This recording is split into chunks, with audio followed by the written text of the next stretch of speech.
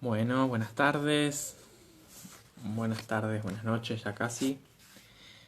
Eh, Hoy tengo este placer de abrir el equipo Creciendo, algo que me acompaña de hace muchos años, son los cuidados paliativos. Voy a tener la chance de hablar y compartir con Valeria Casal desde la Red de Salud en Lazos un poco sobre el trabajo de los musicoterapeutas en el campo de los cuidados paliativos. Mientras se van conectando y espero ahí a Vale que se conecte, quiero, bueno, recordar de que el día jueves 22 va a haber un webinario organizado por la gente de la iniciativa Te Ayudo para eh, para hablar sobre los jóvenes con desafíos en el desarrollo en el contexto de la pandemia, y va a estar a cargo de Alejandra Albacete. Es una iniciativa solidaria, así que bueno, los que les interese pueden ingresar a Iniciativa Te Ayudo en Instagram y ver las condiciones para inscribirse. Estoy acá esperando que se conecte mi amiga Valeria. Vale, querida.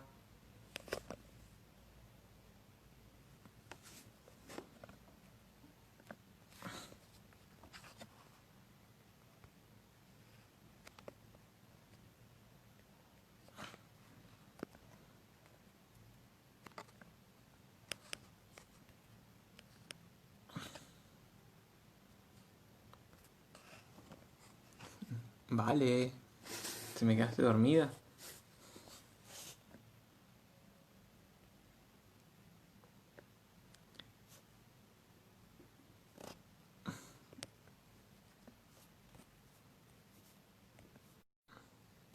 A ver.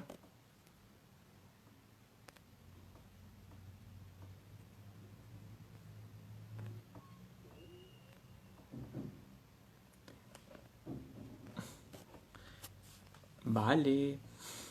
Me dejó solo, vale. Estamos esperándola que se conecte. A toda la gente que está conectando, muchas gracias. Alejandra, Juli, Flor, mamá, ¿cómo estás?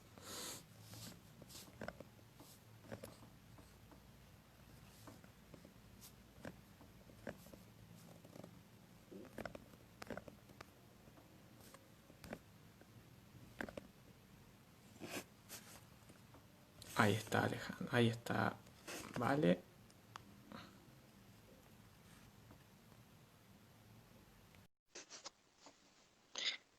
Ahí estamos.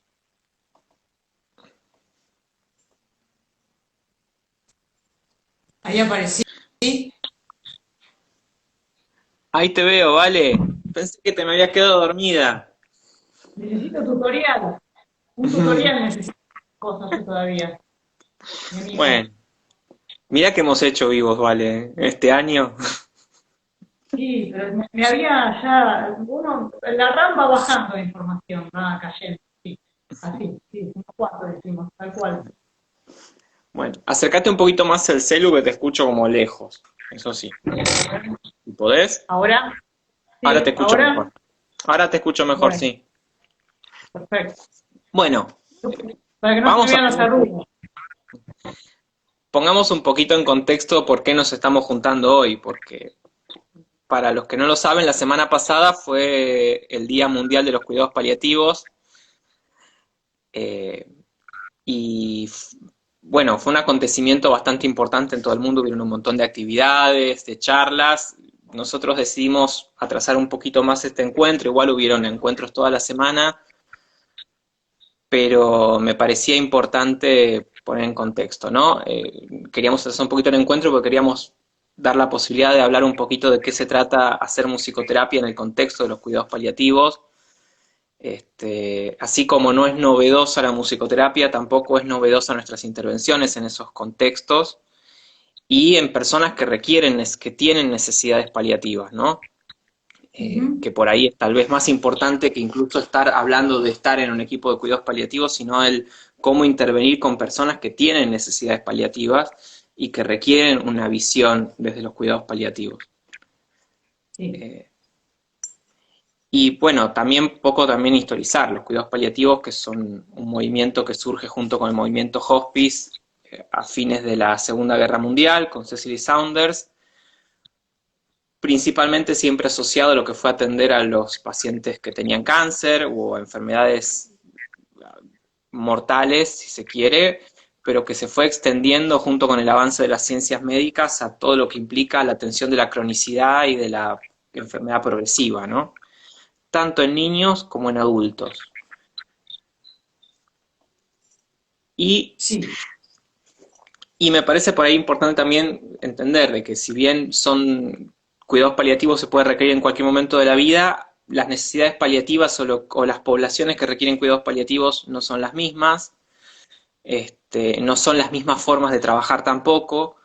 Eh, los niños en general suelen tener enfermedades raras, mucho más raras que las de los adultos, suele ser menor la mortalidad en niños que en adultos, suele ser mucho menor la población, los procesos y trayectorias de enfermedad en un niño suelen ser más largos que en los pacientes adultos, eh, pero también es cierto de que el modelo de adultos, que eso que nos vas a contar un poquito vos, también ha variado con los años, también ha salido de lo que es la atención del modelo cáncer, ¿no?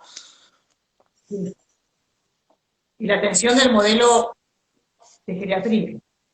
Digamos, atención del modelo de geriatría, exactamente. Ujú. Empezamos a ver que las enfermedades neurodegenerativas han ido apareciendo y han ido extendiéndose en sus tiempos de supervivencia, si se quiere, y esto también ha traído aparejado un montón de necesidades que no solamente se cubren con la medicina. Exacto. Vos contame un poquito qué, qué poblaciones ves vos habitualmente que te parece que requieren atención paliativa. Eh, Adultos y Ujú. personas mayores. Si vamos a hablar de grupos etarios, ¿se escucha bien ahí, Gaby? Sí, sí, te escucho perfecto. ¿Vos me escuchás bien? Perfectamente. Adultos y personas mayores. Adultos, que hay una franja que está como de alguna manera, entre comillas, voy a decir, olvidada, ¿no? En el sentido, porque muchas veces hablamos de musicoterapia en niños y de ahí nos vamos a vejez, ¿no? Pero hay una franja que son los adultos, inclusive adultos jóvenes. Nosotros tenemos pacientes también que adultos jóvenes que no solamente presentan una condición oncológica, sino también pueden ser adultos jóvenes con estado mínimo de conciencia, por ejemplo, por algún accidente, adultos jóvenes por accidente cerebrovascular, esclerosis múltiple, también enfermedad oncológica, ¿sí? O ciertos cuadros de deterioro cognitivo que también se dan en adultos jóvenes. Y luego también, bueno, el adulto y las personas mayores. Esos son los grupos etarios con los cuales trabaja la red celular. Y nosotros, digamos, los que hacemos niños, por ahí estaría bueno que siempre los musicoterapeutas visualicemos, ¿no? A veces también estamos orientados a pensar de que los cuidados paliativos son en el enfermo terminal, en los últimos días de vida, y no pensamos, vuelvo a esto, las necesidades paliativas, y los que trabajamos en niños, habitualmente nos encontramos con un montón de pacientes que tienen necesidades paliativas, y que no están siendo atendidos en un hospital o en un centro de salud de alta complejidad. Qué sé yo, los Ujú. niños con parálisis cerebral que habitualmente están en los centros educativos terapéuticos o en los centros de día donde trabajamos, niños que tienen determinadas condiciones neurodegenerativas y que los vemos en nuestro consultorio y que requieren una visión un poco particular de cómo trabajar, de cómo armar redes, de cómo armar equipo, de cómo sostener determinadas necesidades, porque son pacientes que tienen necesidades paliativas, que tienen enfermedades o que son progresivas o que tienen una serie de condiciones y secuelas que van a ir complejizando su atención y que van a ir complejizando su calidad de vida y que van a requerir que uno pueda ir pensando sus intervenciones en ese contexto, ir moviéndose en ese contexto, ¿no?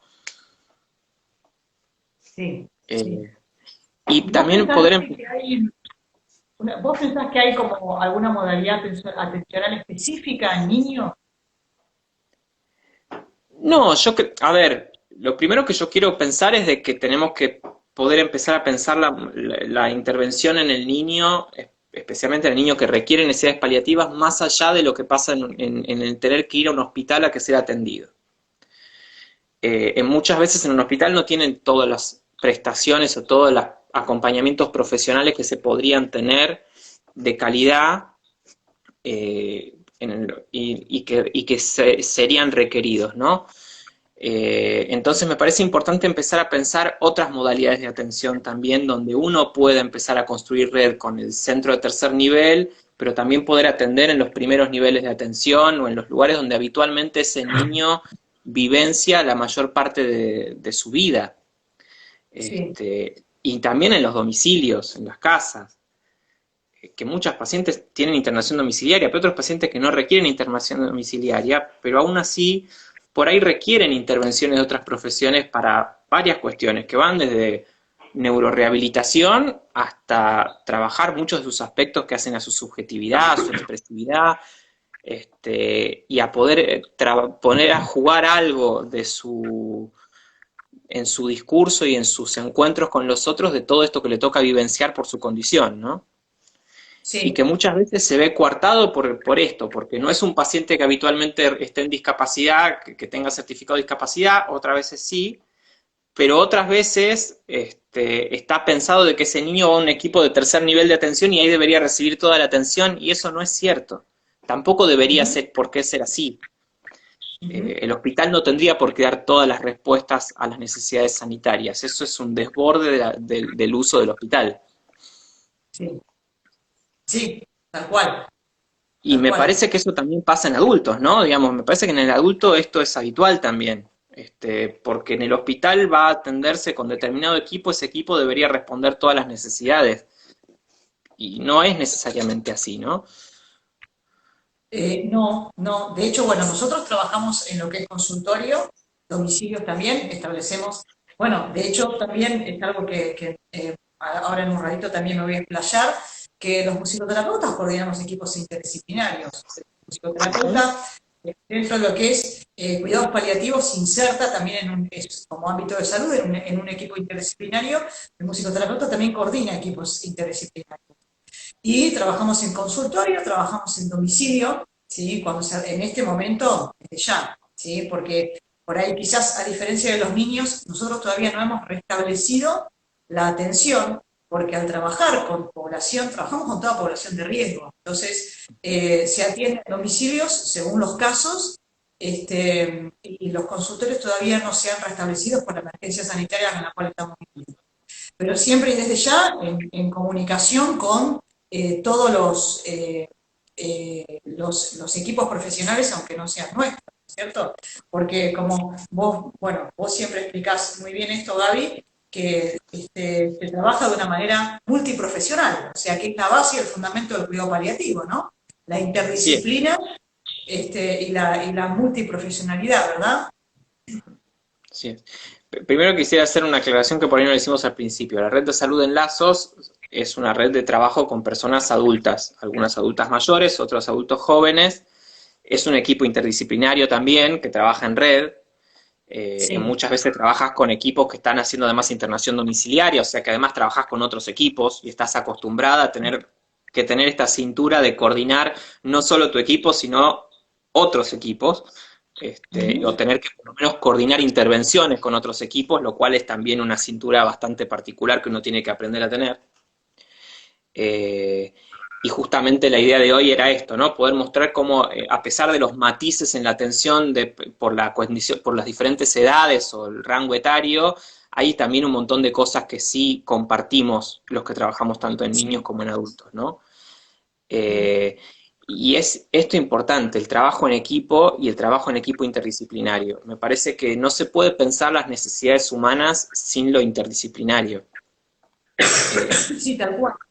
Hoy Eh, me parece que hay dos cosas que son realmente un avance o una necesidad de avance en salud hoy por hoy, y son la interdisciplina y la humanización de la salud, que también lo sí, hemos hablado en algún momento vos y yo, humanizar los modos en los cuales atendemos, en los cuales pensamos. Recién ahí Luciano Bongiovanni decía que la atención tiene que estar pensada según las necesidades de cada niño y familia. lo que nosotros en cuidados paliativos llamamos unidad de tratamiento. Ahora, Sí, esta unidad de tratamiento requiere un abordaje que sea capaz de mirar todas las esferas que hacen a la condición de la vida humana, ¿no? sí, tal cual, exactamente. De por sí, si pensando, ¿no? Porque yo pensaba en la complejidad de lo humano, ¿tá? El paradigma de la complejidad, porque si yo voy a la simplicidad, paradigma de la simplicidad, y bueno, voy, digamos, a otro tipo de abordajes en salud, inclusive ya de modé, ¿no es cierto? Pasados de moda. Y después también a lo que yo le agregaría, que es lo que se considera la unidad atencional en paliativos, que es paciente y familia, o lo que también conseguimos como atención centrada en la persona con perspectivas de derechos, le agrego los cuidadores que son muy comunes, son más comunes en adultos que en niños, ¿cierto? La figura del cuidador es una figura muy importante, porque es alguien que pasa gran parte del día con el paciente y con la familia. Entonces el cuidador también es incluido dentro del equipo de salud. También es importante tener en cuenta en este contexto, porque en este contexto una de las primeras cosas que se dijeron es la urgencia de trabajar en una emergencia sanitaria desde los equipos, ¿sí? O sea que este trabajo integrado e integral, ¿no? Son respuestas integradas e integrales. Es prioritario. Y de hecho salutogénico, genera salud, ¿no? Exactamente. Y me parece que fue uno de los grandes desafíos también en el contexto este que nos tocó vivir, ¿no? Que aprender a trabajar en equipo para además generar nuevas modalidades de trabajo. Que, que creo que esto en ese sentido ya incluso excede al trabajo específico de los equipos de los que hacemos cuidados paliativos o los que trabajamos con personas que tienen enfermedades crónicas que amenazan o Sí, limitan la vida, que fue cómo pensamos nuevos sistemas de trabajo, que van más allá de también la teleasistencia, si atendemos por el celular, no atendemos por el celular, sino cómo generamos nuevos dispositivos donde la gente tenga que circular menos, tenga las necesidades que tienen habitualmente por su condición y o no por otras cuestiones de la vida, pero satisfechas. Y fue todo un desafío, pero me parece que fue justamente el desafío de ¿no? De poder trabajar en equipo y empezar a pensar realmente cuáles son las necesidades que estaban insatisfechas en las personas que tienen alguna condición crónica compleja. sí. Eh, Eh, Dentro de lo que es, en este contexto, las personas, en un primer momento se dijo que las personas mayores estaban a nivel de lo que es salud mental, ¿no? Como que transitaban mejor este contexto, la transitaban mejor que personas adultas o más jóvenes, ¿sí? Después esto comenzó a revertirse de alguna manera, porque justamente en este momento nosotros decimos que trabajamos 24/7 y que es real los 7 días de la semana, sobre todo quienes trabajamos con personas que tienen condiciones crónicas complejas y amenazantes y con proyección bueno, limitantes para la vida, ¿no?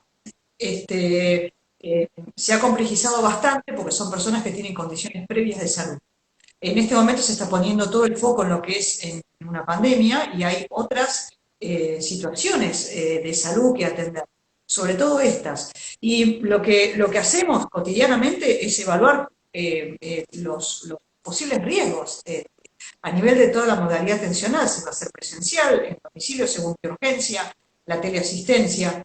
A mí me parecía muy importante tratar el tema de la interdisciplina, Gaby, si te parece que adentremos un poquito, sí, sí, y sí, sí. dentro de lo cual la Me quedé con una especificidad. preguntita que por ahí me parecía importante hacerte antes de entrar a interdisciplina, que es eh, en adultos mayores, que me parece que, porque uno dice en niños, creo que está claro, el efecto de los aislamientos está recontra hablado. Pero en los adultos mayores, especialmente aquellos que tienen estas condiciones que limitan la vida y que son progresivas, eh, ¿cómo se ha tenido se ha tenido realmente en cuenta? ¿Cómo ha sido enfrentarse a esta cuestión de estar aislados? ¿Cómo ha impactado? En ¿Cómo son realidad, las respuestas que ha habido que dar desde los equipos a esto, ¿no? Porque me parece que a veces está como desdibujado realmente cuál es el golpe de efecto de una persona mayor, este aislamiento, ¿no? sí. A ver, hay equipos que para ser sinceros han dejado de atender. Vamos a ser sinceros y eso lo sabemos, ¿no es cierto? Desde las redes Sí. en enlazos antes de que se decretó la ASPO, en esa misma semana, unos días antes, nosotros ya establecimos la suspensión de los tratamientos tanto en consultorio como en domicilio por el alto riesgo sanitario. Después, conforme como se fue, porque nosotros tengamos en cuenta que esto es dinámico, ¿no es cierto? Entonces, conforme se iban sucediendo todo lo que tiene que ver con la pandemia, se iban estableciendo algunos domicilios por urgencias, ¿sí? Y para lo cual el trabajo fue mucho, mucho mayor, porque trabajar mucho más, no solamente en lo que tiene que ver con tiempo, sino en profundidad, con la familia, con el paciente, a través de diferentes, entre comillas, herramientas, que no me gusta llamarlo así, pero diferentes abordajes, ¿no? Para que también fueran utilizados por fuera de los tiempos de sesión y atender también demandas de cuidadoras y demandas de las familias. Porque nosotros, por ejemplo, para un paciente con una condición crónica compleja, lo que de por sí, fuera de este contexto, nosotros favorecemos es que no se aíslen, todo lo contrario, que digamos que tengan contacto social, que puedan salir, que asistan a los consultorios. De hecho, la determinación del domicilio no es por comodidad del paciente, sino por condiciones motrices, cognitivas, de salud mental, pero nunca es por la comodidad del paciente. Venía a casa que total esté acá. No. Hay diferentes condiciones para el establecimiento de un domicilio. En este momento hubo que hacerlo por riesgo sanitario. Y aparte, vuelvo a insistir, nosotros trabajamos con personas con riesgo de vida. Entonces, mucho más. Y hubo que estar, y hay que estar como más atento, y hay que estar, bueno, es mucho más de dedicación que se ofrece, que se brinda, y que los pacientes mismos, familia y cuidadores demandan. Y es lógico porque en lo que es deterioro cognitivo, tanto la Asociación Internacional de Alzheimer como ADI, que es la Asociación Iberoamericana de Alzheimer, han presentado diversos trabajos que la condición de deterioro cognitivo de los pacientes se ha agravado en este contexto. O sea, las demencias se han profundizado. Y luego también la salud mental de personas con enfermedad oncológica, porque pensemos que está el tánatos presente, ¿cierto? En el contexto también ocurre lo mismo. Y hay que lidiar con eso, hay que trabajar con eso. ¿Sí? Así es. Así es. Bueno, y la idea, empezábamos a hablar un poquito ya de la cuestión de la interdisciplina, ¿no? Que cuesta tanto. En el ámbito de cuidados paliativos tenemos que decir, yo siempre quiero ser cuidadoso también cuando hablamos de interdisciplina. Me gusta diferenciar el trabajo interdisciplinario entre profesiones nada más. Y recordemos que en cuidados paliativos habitualmente además hay muchas disciplinas que trabajan en salud, pero que no son necesariamente profesiones. Y en algunos casos se trabaja con más seriedad, en otras con menos. Entonces, a veces es necesario como estipular dinámicas de trabajo con mucho criterio para que realmente la calidad de la atención de los pacientes sea la que es debida a derecho, ¿no? Porque lo que estamos hablando nosotros, o por lo menos creo que la posición en la que compartimos es de que los cuidados paliativos son un derecho y que se tienen que pensar desde una perspectiva de derechos. Entonces, también por ahí, ¿cómo ves vos esta cuestión del trabajo interdisciplinario en cuidar personas que, bueno, que tienen enfermedades crónicas complejas, que están más o menos cercanas a la muerte, pero que tienen una condición crónica compleja que en algún momento va a implicar el fallecimiento? Sí. A ver, a mí me interesaría, desde la musicoterapia en sí misma, hoy tenía una conversación con la queridísima que ahí la vi en línea, Noemí Comba, colega tucumana, que la extrañamos muchísimo, ojalá Mi pudiéramos ir a Tucumán, comprensión. Tucumana, no es, es importante también dar cuenta de lo que es la musicoterapia, no de lo que no es, ¿cierto? Y una de las cosas es que existe la ley 17.132, que implica las reglas para el ejercicio de la medicina, la odontología y actividades colaborativas, creo que, ¿cierto? Sí, Bueno, eh, nosotros tenemos ley propia, tenemos una legislación propia, ¿sí? ¿Por qué digo esto? Porque somos profesionales autónomos. Como profesionales autónomos, también nos incluimos en equipos interdisciplinarios. Muchas veces hay una obviedad de la ley, de que nosotros no pertenecemos a la ley 7.132, ¿sí? Tenemos una ley propia y a la vez intercambiamos con otras profesiones. Digo esto también porque muchas veces se habla dentro de lo que es la atención paliativa y u otras, de lo que son las terapias no farmacológicas y farmacológicas, ¿sí? La musicoterapia es una es una profesión de la salud, que es una profesión que ya data de 50, 60 años, que forma parte de los equipos interdisciplinarios y es autónoma. Pensar en unas terapias no farmacológicas o farmacológicas también me hace pensar en una posible hegemonía, donde ahí ubico a algunos profesionales de las profesiones sí o de las profesiones med, ¿no? Y a la vez también que ya decir, por ejemplo, que la musicoterapia no es una terapia alternativa, pues no, porque justamente si se menciona de esa manera, estaría obviándose la ley, a la cual no pertenecemos y la propia ley que tenemos. Eh, el musicoterapeuta brinda a lo que la atención en los diferentes grupos etarios y a la atención paliativa una especificidad. ¿Sí? Una especificidad que da cuenta de todo un recorrido teórico de Añar. En relación a la interdisciplina, y digamos que también mencionando a la doctora Marcela Armus, que la doctora dice, es el elogio de la falta. Entonces yo voy a elogiar la falta y voy a derivar a un paciente a psicología que tenemos dentro del equipo nosotros. Voy a elogiar la falta y me voy a comunicar con la psiquiatra de cabecera que dentro a un ratito, después de este vivo, yo tengo que hablar con 2 médicos, un neurólogo y una psiquiatra. Entonces voy a elogiar la falta, ¿no es cierto? Voy a elogiar la falta y voy a derivar a terapia ocupacional, porque hay un paciente mío con enfermedad de Parkinson que requiere terapia ocupacional. Yo creo que se trata de eso, tomando y parafraseando nuevamente a la doctora Armus, el elogio de la falta. Sí, me parece que eso me parece que es fundamental para hacer interdisciplina, para hacer equipo, eh, y para además entender niveles de responsabilidad y niveles de posibilidad, ¿no? Porque el elogio de la falta también nos implica darle lugar al otro para que el otro haga lo que sabe. El otro pueda poner esa escucha o esa mirada, o si se quiere, para términos más concretos, esa capacidad de evaluar según su construcción clínica un aspecto de la necesidad humana de uno, de un sujeto, que otro no puede ver.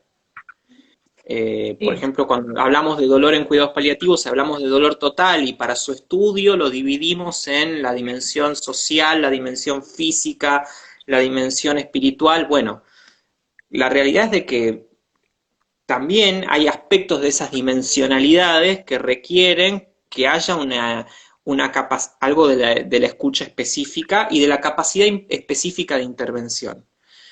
Yo siempre digo cuando hablamos de cuidados paliativos que, a ver, un equipo de cuidados paliativos tiene que tener formación en paliativos, o que hacemos cuidados paliativos o queremos decir que tenemos cuidados paliativos, tenemos que tener formación en varios aspectos, cuidados paliativos, bioética, dolor, progresión de enfermedad, evaluación de la progresividad de la enfermedad y un montón de cuestiones, incluso hasta clínicas, que sin ser médicos tenemos que conocer. Entonces me parece que hay un saber transversal que tiene que acompañar a todos los que decidimos acompañar a personas que ya independientemente de su edad cronológica o de su momento vital, que enfrentan una condición que amenaza su vida. Tiene que haber una transversalidad, pero también hay una especificidad. sí, Eh, y el juego y ahí tiene que haber un cierto juego de cuidados que lo da justamente este elogio de la falta que decís vos, ¿no? O sea, yo puedo evaluar que un paciente tiene dolor, lo puedo hacer perfectamente. Incluso en mi caso, cuando hice Pallium, estudiaba las dosificaciones de la morfina, de los opioides, jamás se me ocurriría, me enseñaron a poner vías subcutáneas para pasar medicación, jamás se me ocurriría a mí como musicoterapeuta ir a poner una vía subcutánea para ponerle morfina a un paciente. No se me ocurriría jamás. Yo sé que en todo caso, si evalúo que un paciente está incómodo con la vía y que tiene dolor y que requiere más medicación, tengo que, después de haber hecho la evaluación, llamar a quien corresponde. Entonces, siempre la pregunta viene por el otro lado, ¿no? ¿Cómo evalúa el otro determinadas intervenciones que a veces se hacen que hasta pueden ser iatrogénicas? el uso de la música para calmar, si uno no Sí. tiene este elogio de la falta, está en la posición de intervenir en un lugar que el problema es que silencia el sufrimiento del otro y no le deja la posibilidad de que haya una escucha específica que tiene que ver con qué necesidades en relación a su expresividad, su musicalidad, sus posibilidades de encuentro y de comunicación con el otro, no se están pudiendo jugar, ¿no? Ujú. Ahí está haciendo una pregunta, Alejandra Ale Giacoboni, que dice si puede ser que en la práctica de los cuidados paliativos hay intervenciones de muy diversa competencia y alcance. Sí, y en relación Sí, a por eso, supuesto. quizás me abre un poquito lo que iba a mencionar, porque me parece importante decir que sí hace la musicoterapia en cuidados paliativos. ¿Sí? O sea, nosotros sabemos todo lo que no hay que hacer, y ahí va lo que tiene que ver con la iatrogenia, con el paternalismo, con la unidad de la autonomía de los pacientes como principio de la bioética, pensar que la música es beneficente cuando no, el poder de la música, la romantización, la medicalización del dolor, bueno, es pertinente, la romantización del dolor, ¿sí?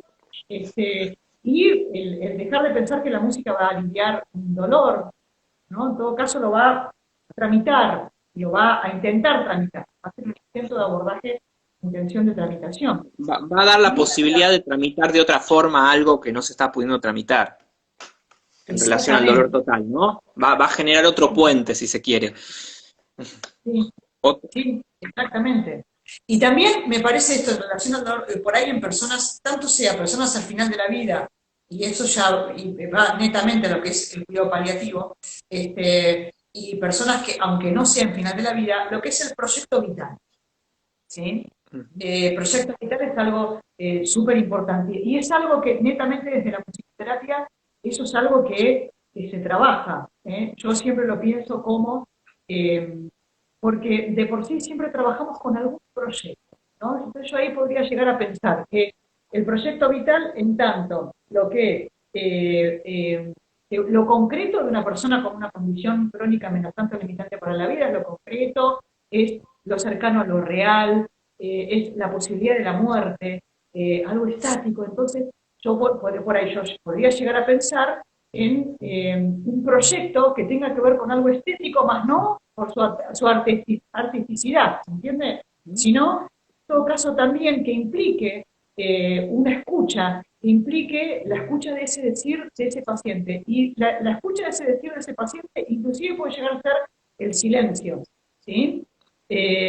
También puede llegar a ser el silencio.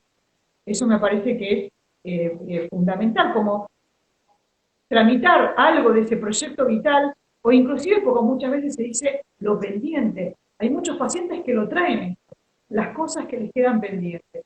Vamos a tramitarlo desde la musicoterapia.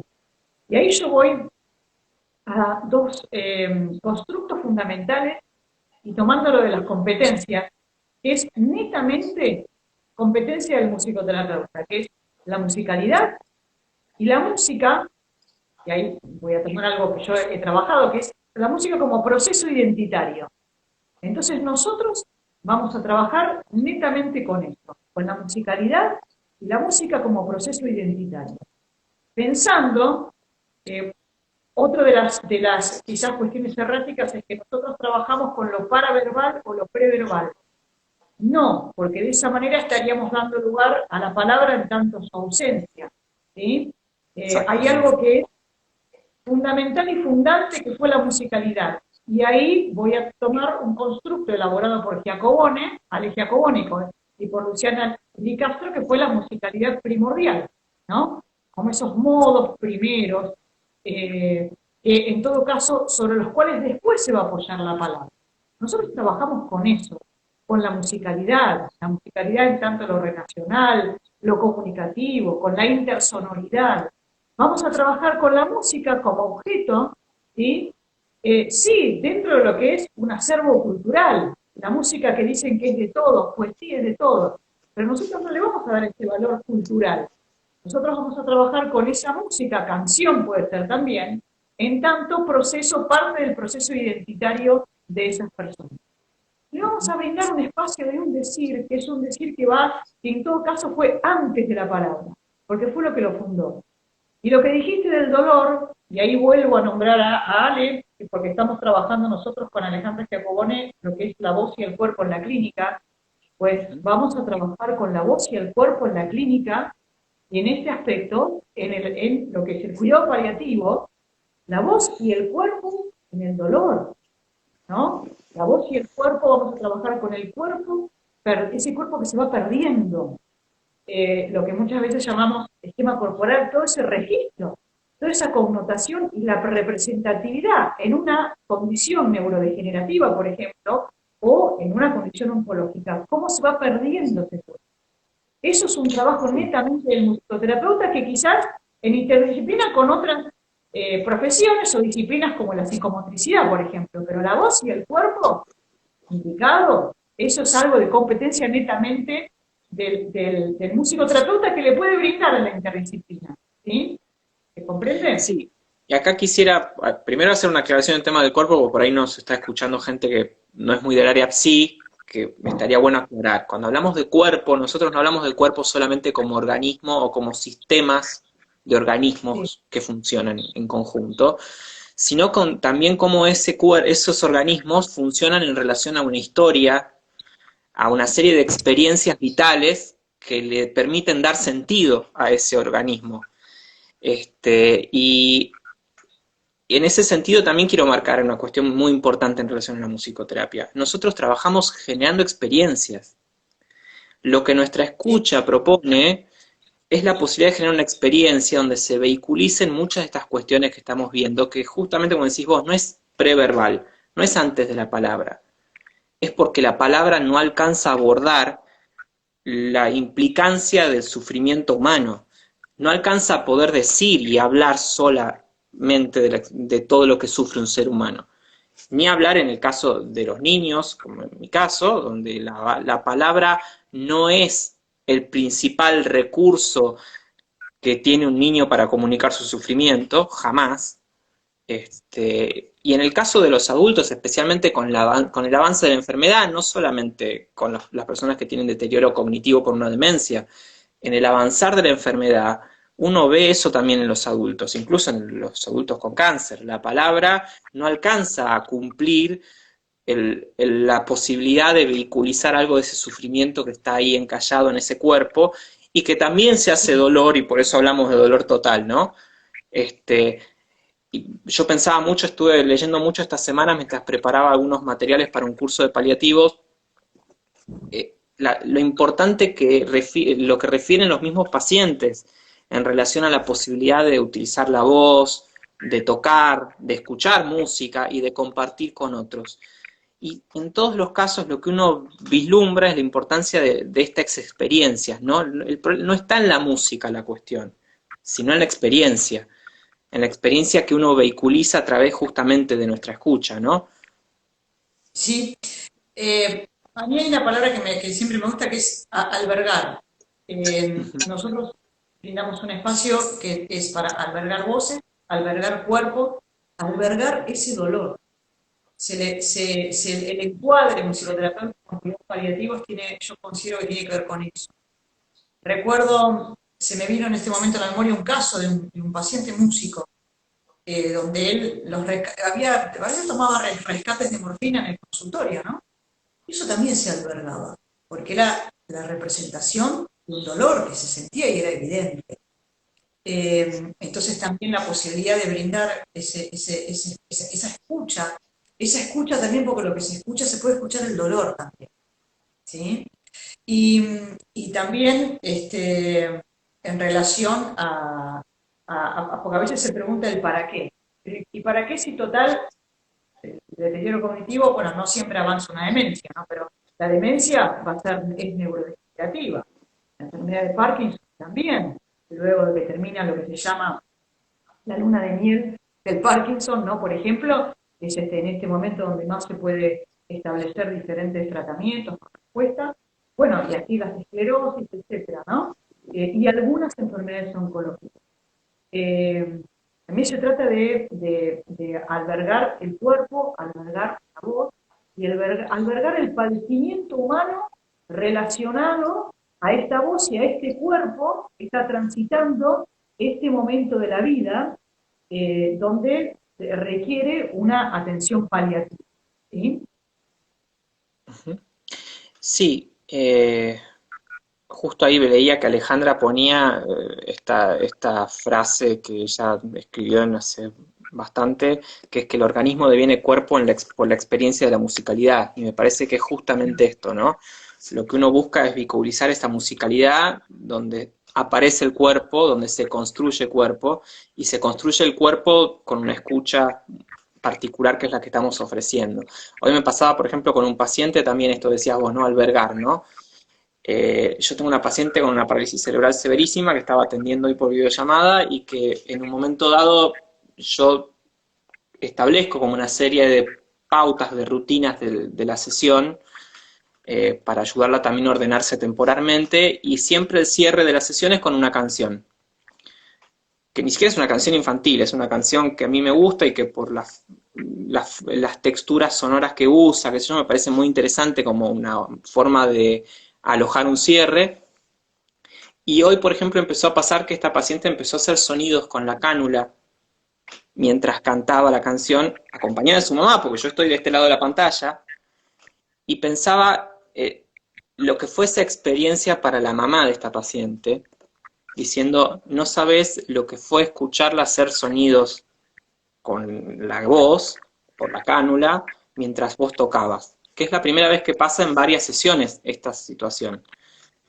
Y Sí. entonces, ¿cómo empiezan a aparecer nuevas formas de encuentro donde aquello que está atrapado por la enfermedad y que está condicionado por la enfermedad y que condiciona los modos de encuentro, los modos de comunicación, encuentran otra ubicación, ¿no? Sí, Y eso sí, tiene que ver con esto, ¿no? Poder entender que no es la canción que yo estaba usando, no era yo tocando, era la experiencia de la escena donde esta nena puede ubicar algo de su sonoridad, darle un sentido, poder ponerlo a jugar con todas las dificultades motoras que tiene esta nena para poder hacerlo.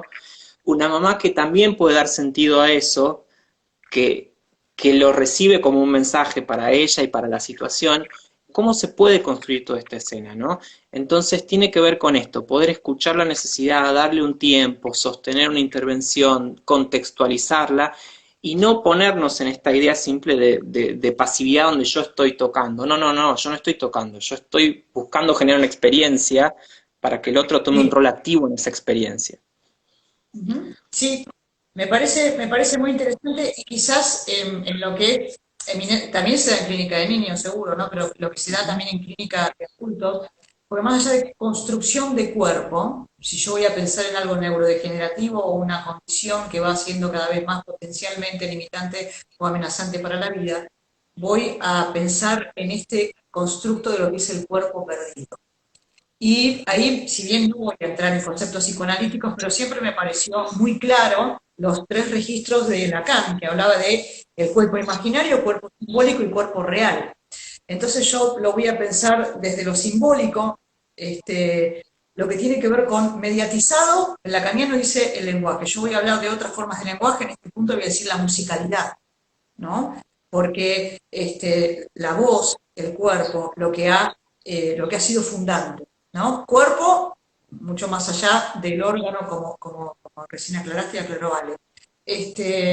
Voy a pensar en el cuerpo imaginario, la imagen de ese paciente en el espejo, la imagen en la mirada del otro y lo que es el cuerpo real es lo relacionado con la enfermedad y también la proximidad de la muerte, ¿no es cierto? Lo que es completamente irrepresentable, porque nadie puede representar la muerte. Se habla mucho y hablamos mucho sobre ella, pero es irrepresentable. Con todo esto se trabaja en esta clínica y se va a trabajar en relación a un cuerpo perdido, porque nosotros vamos a ir tramitando todo esto. Yo pienso, por ejemplo, en la cruenta enfermedad que es la esclerosis lateral amiotrófica, ¿sí? Donde es un sujeto que tiene plena conciencia de enfermedad, no tiene las funciones cognitivas alteradas y está preso en un cuerpo, ¿sí? Porque va perdiendo todas las funciones, él habla hasta, bueno, llega un momento final donde se afectan vías respiratorias, etcétera, etcétera, ¿no? Eh, y ahí lo que se escucha es dolor, y nosotros escuchamos ese dolor, y esa voz y ese cuerpo, ¿sí? Y el silencio, y a veces es sostener. en ese tiempo, en ese albergar de la sesión, ese tiempo de sostener la escucha del dolor del paciente. Y esto me da pie, si queda tiempo, decime Gaby, Deben quedar un poquito más de 10 minutos. Había una para preguntita hablar. que yo quiero responder mientras entramos en el tema que supongo que querés entrar, que es, acá Flor Pautazo dice, si en cuidados paliativos se piensa el alta de un tratamiento. Más que en términos de alta, lo que uno piensa es en evaluación de necesidades y de momentos de la trayectoria de la enfermedad. Eso depende de qué condición, qué enfermedad hablamos. Hay veces que los tratamientos, que las intervenciones, depende también si vas a hablar de un equipo de cuidados paliativos de tercer nivel de atención, donde evaluará qué momento es mejor tener más presencia o menos presencia, pero también hablemos de necesidades paliativas y eso se va viendo a lo largo del tratamiento. Un paciente, por ejemplo, va a vivir 20 años con una enfermedad, en el caso de los niños, y si hablas de musicoterapia, es probablemente que en algún momento tenga un proceso con un musicoterapeuta y el paciente y después uno diga, no tiene más necesidad de seguir este proceso conmigo. Pero eso no significa que no tenga otras necesidades paliativas o que en algún momento no deba volver al tratamiento o requiera otra vez la intervención. Esto tiene que ver con la evaluación de necesidades. Me parece que hay que pensar los tratamientos más relacionados a la evaluación de necesidades, que además yo siempre digo, lo que hace un equipo de cuidados paliativos básicamente es evaluar necesidades y ser facilitador para que las personas puedan ir encontrando la forma de cumplir con esas necesidades, de satisfacerse en sus necesidades. Excelente, Gaby. Pero me parece que uno va haciendo eso. Y me parece que esto tiene que ver un poco para donde queremos entrar, que es que lo que es el proyecto vital de una persona, ¿no? Que ya sería como lo último que nos queda hablar en este caso, y que me parece que es cuál es el lugar y el acompañamiento en el armado de un proyecto vital, de un testamento vital, de un acompañar a una persona en lo que desea para el final de su vida, ¿no? Y cuál sería tal vez nuestro rol como musicoterapeutas en esos momentos. A mí me resultó muy interesante, mientras estábamos cursando la maestría en bioética, ya llegando a la recta final, ¿verdad, colega? Sí, De la maestría en bioética, me a la resultó muy tesis. interesante. Sí, la tesis, la tesis. Este, y que bueno, que es un tema que voy a abordar en la tesis, que son los consentimientos informados y las voluntades anticipadas. Que de hecho, cuando yo tomo conciencia o registro, por así decir, de todos los años de trabajo, cuando esto ya se venía haciendo, por lo menos uno lo venía haciendo sin conocer los documentos que significan las voluntades anticipadas, ¿no es cierto? Y el consentimiento informado sí, quizás es de mayor manejo, ¿no? El consentimiento informado, que en todo caso es la bajada jurídica legal de la autonomía, del respeto por la autonomía de un paciente, que va a ser un proceso, no solamente un papelito donde se dice el paciente que va a recibir este tratamiento y que va a hacer tal cosa y que bueno, etcétera, etcétera, ¿no? El consentimiento informado tiene que ver con un proceso bueno, por respeto de su dignidad y respeto a su autonomía. Y también consentimiento informado es importante tomarlo en cuenta porque, claro, como muchas veces se entiende la música como algo que puede llegar a beneficiar, muchas veces profesionales, tanto musicoterapeutas como no musicoterapeutas, intervienen en espacios, en ámbitos de salud, sin consentimientos informados y sin saber si ese paciente, aún en estado comatoso, tenía ganas, ¿sí? Por ejemplo, de una intervención musical, tenía deseo, ni siquiera lo voy a decir como ganas. Si es pertinente, ¿cuál es, para qué, cuál es el objetivo, cuál es la estrategia, cuál es el proceso de tratamiento? Y ahí voy a mencionar a Ana Arias, que decía que el tratamiento de musicoterapia es del paciente, no del profesional, ¿cierto? Es del paciente. Y Es la que el voluntad proceso vital es del paciente también. El proceso vital exactamente, y el exacto. final de la vida es del paciente. El centro de la escena es el paciente y no la visión romántica de la persona que cree que porque le está cantando un paciente está mejorando sus necesidades espirituales o está... Eso es una necesidad de otro, por ahí no es la necesidad del paciente. Y me Sí. parece que también acá hay una cuestión interesante en lo que planteas, ¿no? Esto es, la autonomía del paciente es también pensar de que no tiene por qué ser depositario de nuestras necesidades y nuestras angustias frente a la muerte. ¿Por qué sí el establecimiento de un tratamiento de musicoterapia y hasta por qué no? Porque, por ejemplo, Exactamente. si yo tomo el libro de Pascual Quignal que hablaba de el odio a la música, pues hay pacientes que odian la música, hay personas que odian la música. pues la música no es inocua. La música, en tanto proceso identitario y en tanto la musicalidad primordial de la que hablábamos, también tiene recuerdos concomitantes que, bueno, son Vale, se me cayó. una canción, qué es lo que ocurre luego de una intersonoridad con ese paciente, si esto no está dentro de un proceso musicoterapéutico con un consentimiento informado previo, ¿no es cierto? Donde se va a hablar de objetivos, estrategias, objetivos generales específicos, de una evaluación previa de ese paciente, de una evaluación previa, ¿no? Y luego y teniendo en cuenta los aspectos de familia y cuidadores y la voluntad anticipada que creo que como figura jurídica está escasamente tomada en cuenta. Yo he conocido dos pacientes que tenían voluntades anticipadas, estoy hablando de 20 años de laburo, ¿no? Dos pacientes, ¿no? De hecho, yo deseo mis voluntades anticipadas y mi testamento vital, para que se sepa qué es lo que yo deseo que se haga conmigo ante una condición X que implique el final de mi vida. ¿Sí? Y ante eso yo muchas veces cuando se supervisa colegas que dicen, bueno, pero tiene estado de conciencia mínima, no sé qué hacer, bueno, hay que formar un bibliorato de ese paciente, ¿sí? No solamente de uno qué música le gusta, que es la pregunta típica que por ahí se hace, ¿no? ¿Qué quería? Claro. ¿Qué quería antes de ser, de no ser, de dejar de ser competente? La competencia y la no competencia es algo fundamental también, ¿no es cierto? ¿Qué deseaba? ¿Qué se sabe que hay que preguntar al familiar a cargo? Si hay un testamento vital, que hay una persona subrogante, que hay una persona a cargo, como le llamamos en cuidados paliativos de adultos y personas mayores, la figura del familiar a cargo, ¿qué deseaba? ¿Qué deseaba fulano, mengano, mengane, ¿no? Ante este momento, ante este proceso que también implica un proceso vital, hasta la muerte es su proyecto vital. No, y además ahí me parece que está la intervención específica de la escucha, ¿no? Primero que lo que hace la escucha es esto, devolver al centro de la escena al sujeto, que es la persona que está padeciendo la enfermedad y asumida de tratamiento también, y toda la historia que lo atraviesa, y todas las cuestiones culturales que a veces los atraviesan, y espirituales.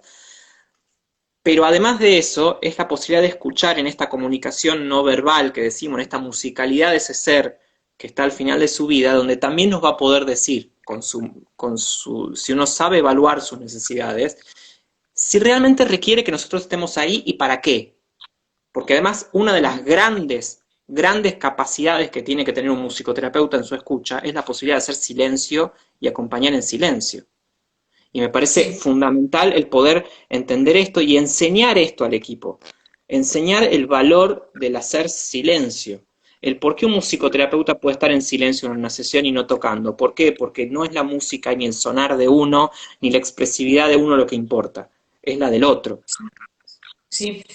Hay algo que decía una psicoanalista, una doctora que es muy interesante también, que decía, la voz del terapeuta, vamos a decir acá, la voz y el cuerpo del musicoterapeuta, lo voy a modificar un poco, es importante. La del paciente es imprescindible. Entonces, el silencio yo creo que es desde ahí y después que suene. Y puede sonar dolor también, ¿eh? También puede sonar dolor. Y hay que albergarlo, ¿no? El silencio es algo fundamental. Que también que está Andrea Barreto por ahí, también esto va emparentado porque si no hay silencio, por ejemplo, en la clínica de adultos y personas mayores, hay que activarlo, porque hay que activarlo, que se active. No, la musicoterapia no es el armado de actividades, es el ejercicio de una escucha específica. Así es. Sí, bueno, ya se nos está acabando el tiempo. Yo voy a responder una última pregunta. Decía, ¿cómo sabemos el deseo de alguien si nunca pudo expresarlo? Me parece que la expresión no es solamente la expresión verbal. Me parece que hay que entender de que hay personas que pueden, especialmente en los niños, los que trabajamos con niños lo sabemos un montón porque tenemos muchos niños que nunca llegan a expresarlo de forma verbal. La expresión tiene un montón de formas.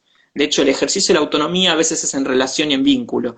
Entonces, la expresión del deseo viene también por lo que el otro nos puede decir de esa situación. Entonces, me parece que es poder escuchar eso. Me parece que es parte de la evaluación de necesidades y ahí me parece que la escucha musicoterapéutica y me parece que también es algo que podemos transmitir un poquito al resto de las profesiones, esta posibilidad de silenciarse y entender la escena un poco más allá de lo verbal o de lo que nos parece obvio, ¿no? Ujú. Quiero dejar esto como una reflexión final, no sé si vos querés dejar alguna antes del cierre. No, me parece que apelar a lo que tiene que ver con los posicionamientos bioéticos y creo que después que uno se vaya formando en diferentes especialidades y yo creo que da cuenta también del posicionamiento que se empezó a tener desde antaño. Cuando yo empecé a reflexionar en el vivo de hoy, me empecé a dar cuenta de la cantidad de cosas que uno hacía hace 20 años. Y hoy en día quizás se le pone nombre, voluntad anticipada, consentimiento informado, autonomía del paciente, dignidad de la persona, pero no, yo estaba escuchando desde antes, ¿no? Y eso es un posicionamiento ético y después también la formación que se va realizando y que es necesaria durante todo el curso de una profesión, ¿no?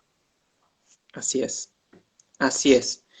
Bueno, nos quedan varias cosas seguramente para charlar. Seguramente vamos a hacer en algún momento un webinario en relación a estas cuestiones, que nos parece que lo venimos Sí, planteando hace rato. Seguramente para noviembre vamos a tener novedades de ese tema, que nos vamos a poder sentar a charlar con más tranquilidad. bien, Pero bueno, quiero agradecerte, Vale, por querer compartir este momento conmigo. Vos sabés que para mí era importante que estuviéramos, que pudiéramos hacerlo juntos.